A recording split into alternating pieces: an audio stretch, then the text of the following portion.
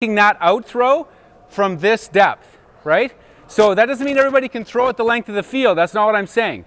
But from 12 yards away, you need to be able to throw it 30 yards. And then it comes down to just your timing as a thrower, where you recognize that cutter is going and you put it out in space, right? And if you can get it 15, 18 yards down in space, that's enough. If you can get it 50 yards down in space, great.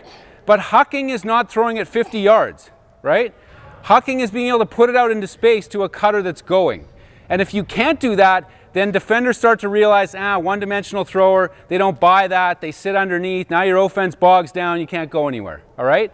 So good drill to run, because you also learn what are everybody's throwing capabilities as a team. How far can people throw? What cues do people use? How do different people cut? What jukes do they use, right? That stuff matters. You play with somebody long enough, like you basically know what they're doing before they're doing it, because you get used to their body language. So that's where that drill comes in handy as well, all right?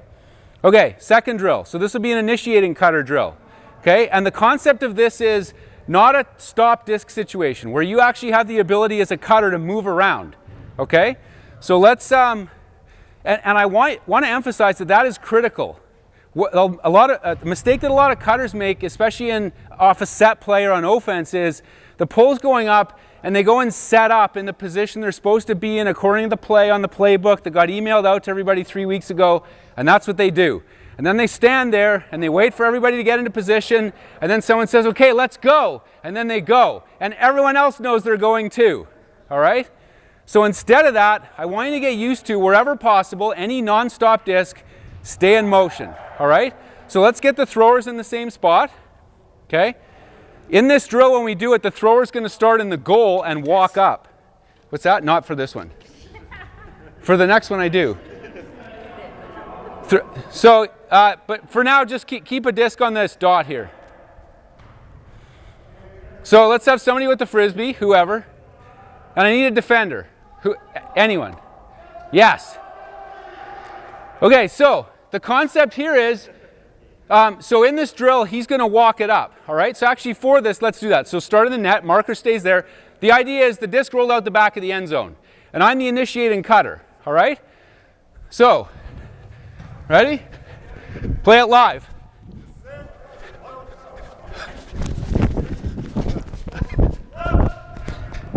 It's all right.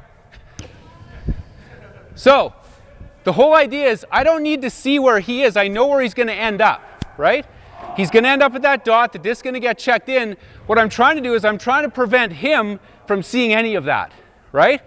I don't want him paying attention to anything. So I can do all kinds of different things as that disc getting walked up. I could start over here, right? So get in the net, right? I could start over here, kind of like the drill we just did, right? And then the disc gets checked in and then I go, all right? But see, as I'm moving around, you know what he's not looking at? Them, right? He's looking at me. What's he doing, right?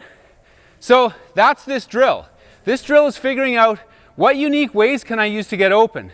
And the first cut I did, actually, I will take that thing, sorry. I made him run 20 feet unnecessarily. So this is a common, use it as often as you can, cut an ultimate, all right? So thrower, marker, and it's slash and go, all right? So you come up, often on the sideline you can do this, you slash across, and this is a believable cut. You're going inside out, but you don't want it here, all right? And as a team, you start to figure out, okay, I know what cut's coming. There's nothing wrong with throwing this, but it's not as sexy as waiting for that, all right? That's what I'm doing. I'm trying to push him up, push him up, push him up, lull him, then go across, but really my first 2 or 3 steps are fast, but then I go at 3/4 speed. He catches up, like the sucker that he is, right?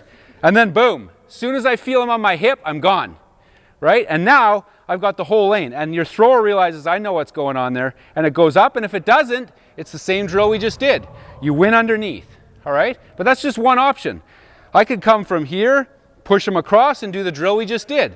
Right? I could start here, push him over, go inside out. Maybe I wrap back around this way. The whole point of this is for you to figure out, what can I do? What tricks have I got up my sleeve? And this is where you learn them. All right? So each time, so let's have couple throwers alternate so we can cycle through quick. Start with the disc in the goal, walk it up, check it in, but as that's happening, the cutter can do whatever they want, all right? And the defender, well, you can also do whatever you want. That's legal in Ultimate, okay? All right, let's do it.